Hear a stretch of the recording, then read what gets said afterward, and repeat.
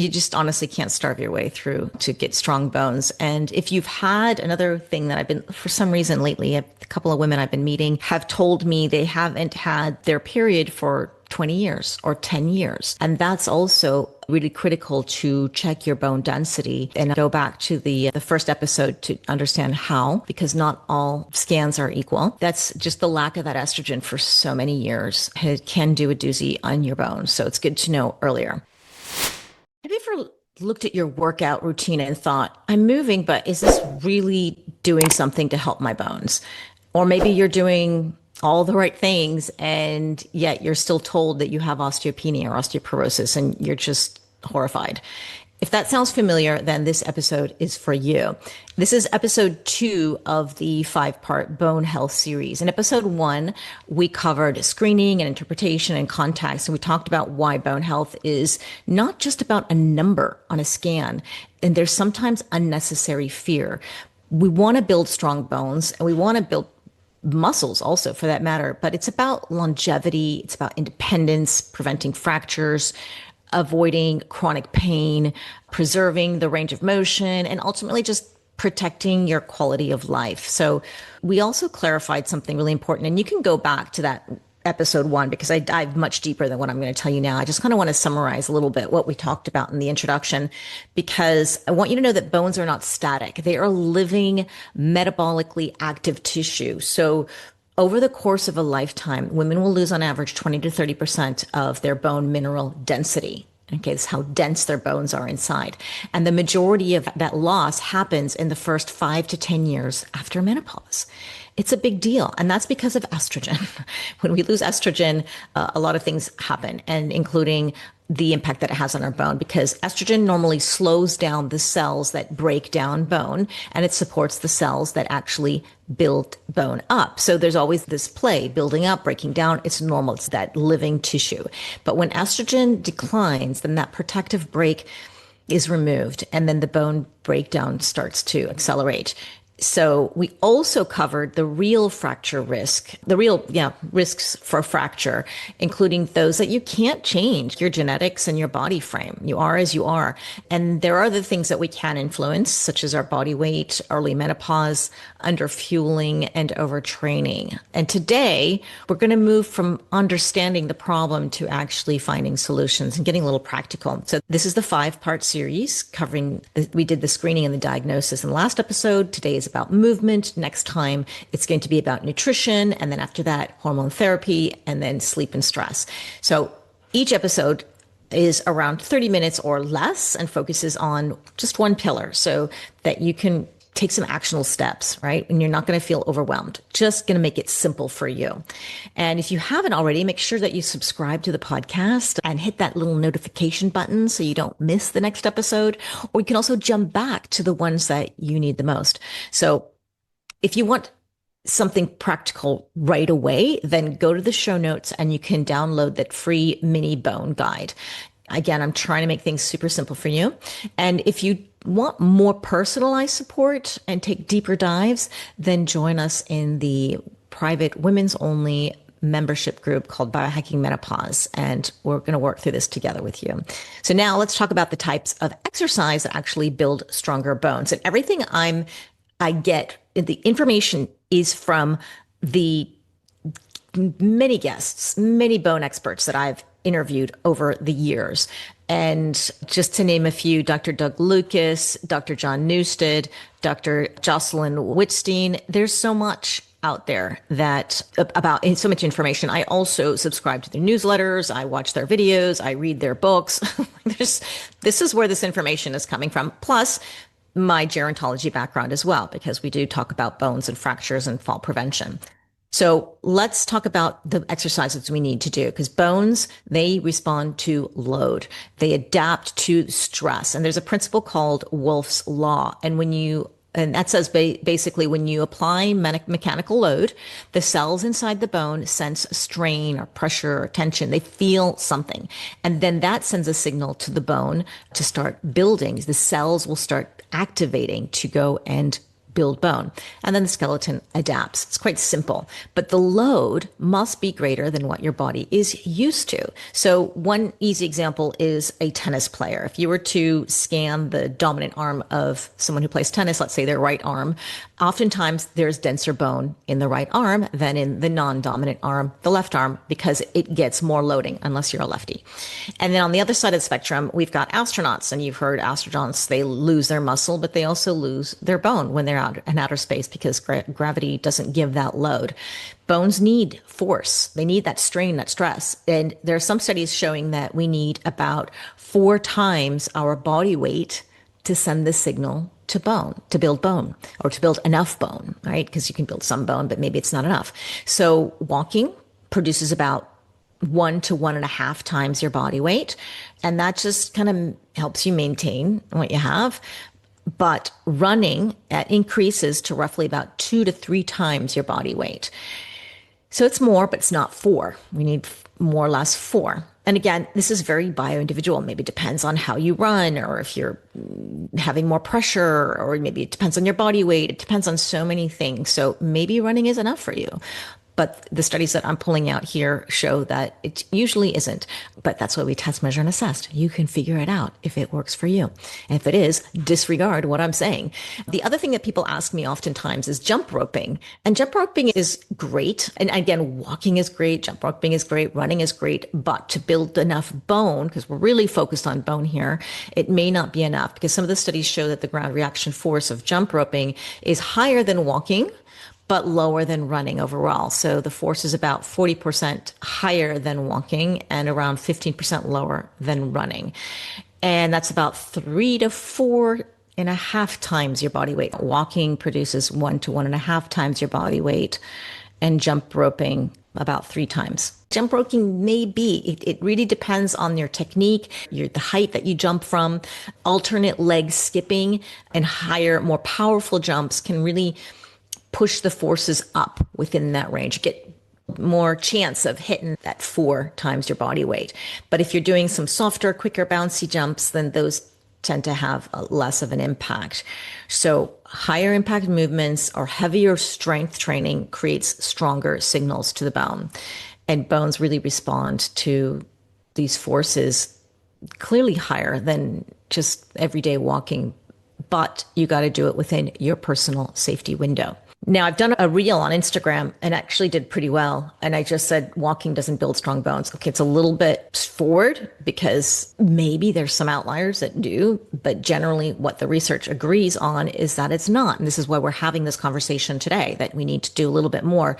But walking is great. It's so good for your heart. It's good for your mood. It's good for your body weight. It's good for stress. It's good for everything. I'm not saying don't walk. It's keep it in your activities of daily living. But for bone density, especially after menopause, it usually isn't enough. And if walking alone prevented osteoporosis, then we wouldn't see so many walkers with osteopenia or osteoporosis. It happens.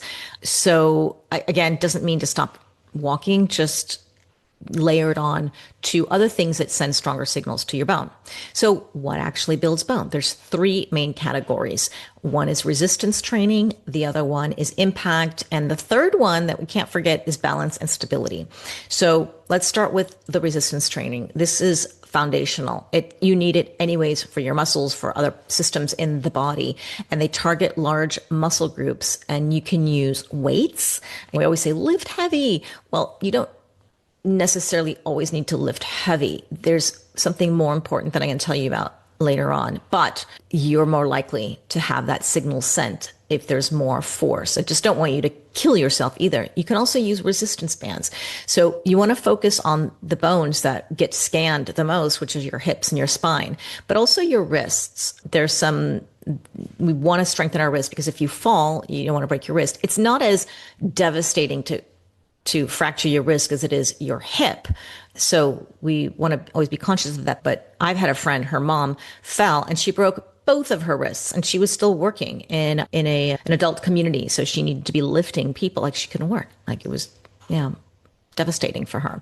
So some examples of targeting some of these muscle groups with resistance training are squats, when you have a barbell on your back or you do some squats. But if that's already too much, you just start with a squat or a half squat, wherever you can. Meet yourself where you are at.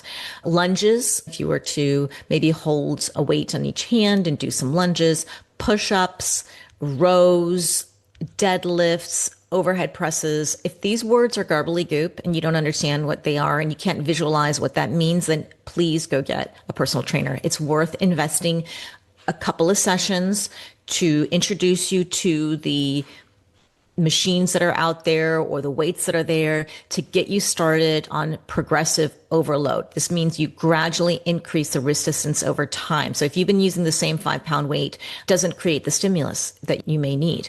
So you need to gradually increase. Now, it's for some people that'll be a week. Some people will be 2. It depends on how much weight you have, where you're starting, where you're at. So this is where I highly encourage you to invest in somebody who can help you with this. And so you're not feeling lost, you feel safe, you feel in control, and you're not going to make things worse.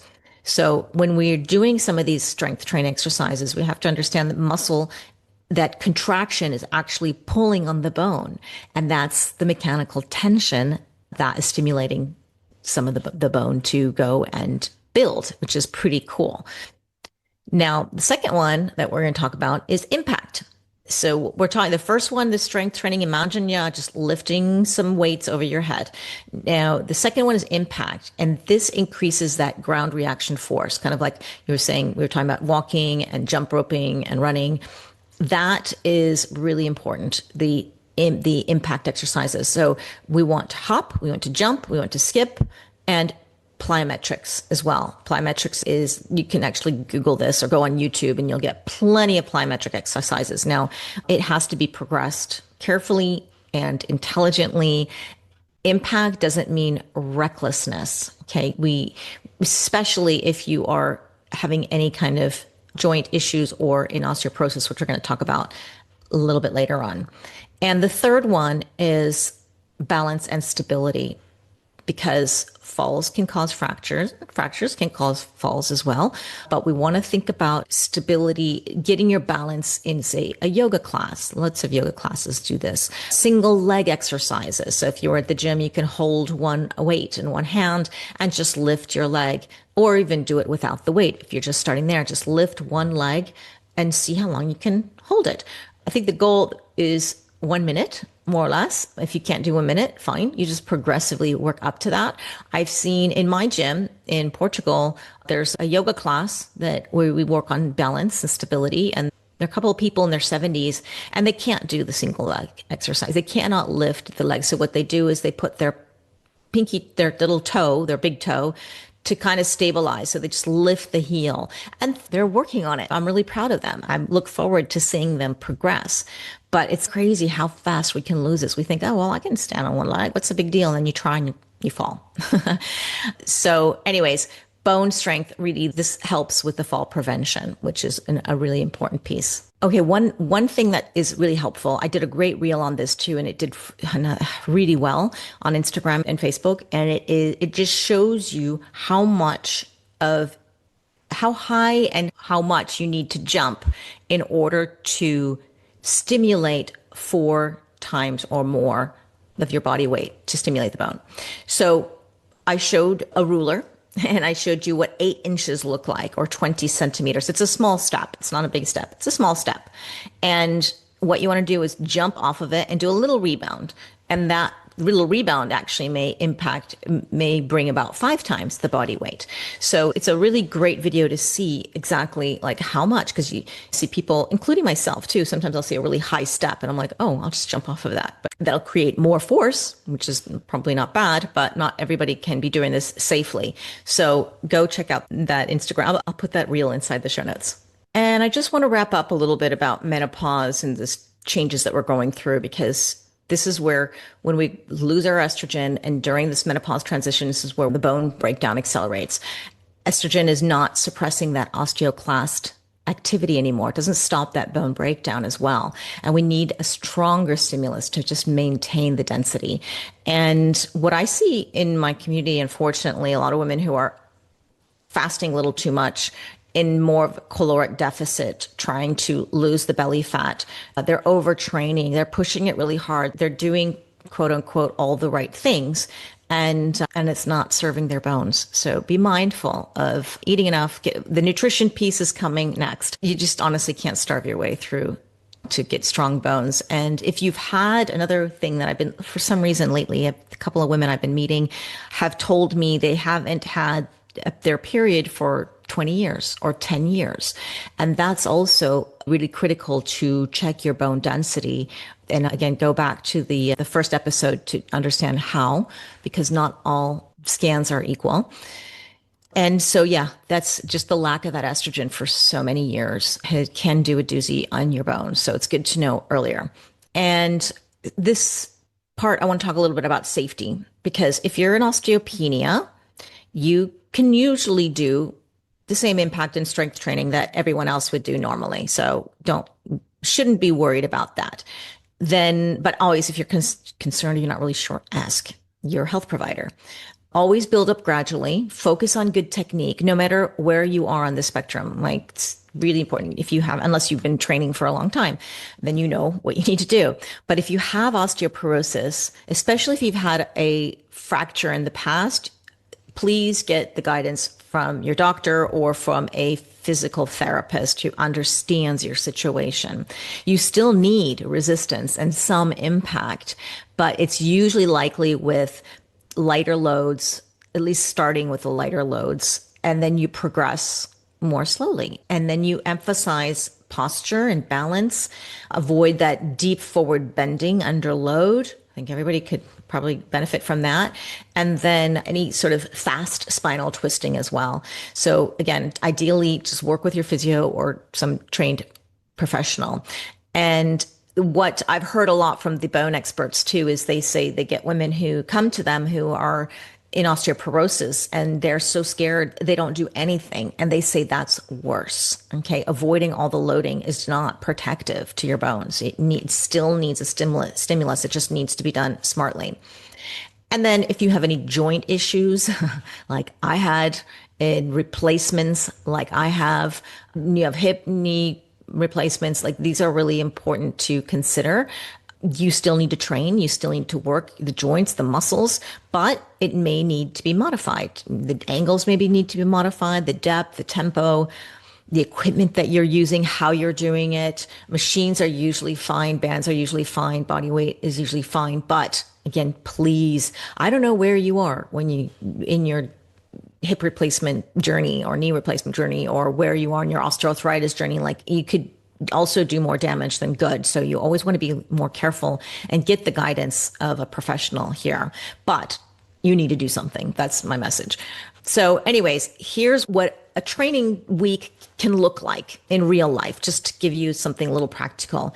Imagine you're going to the gym or using your things that you can lift heavy in your own home 2 to 3 times a week. This is where we want resistance training to build a muscle and add that stimulus to the bone. And then for the progressive overload as well. So you can have a bit more of a stimulus.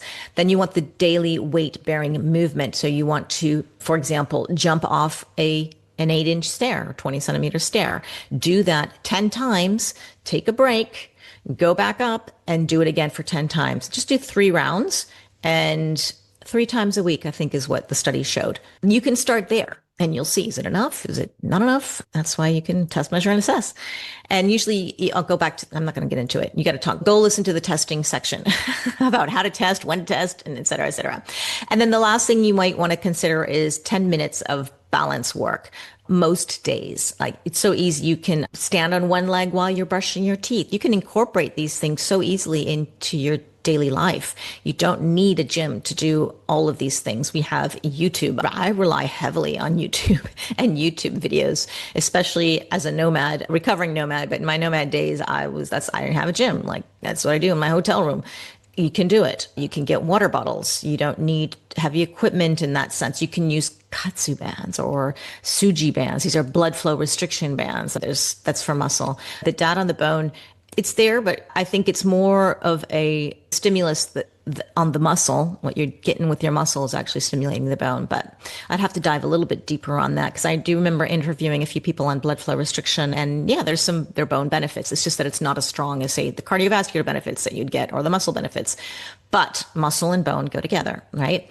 Other things that you can do is just morning heel drops. You can do that while you're brushing your teeth. You can take the stairs instead of the elevator.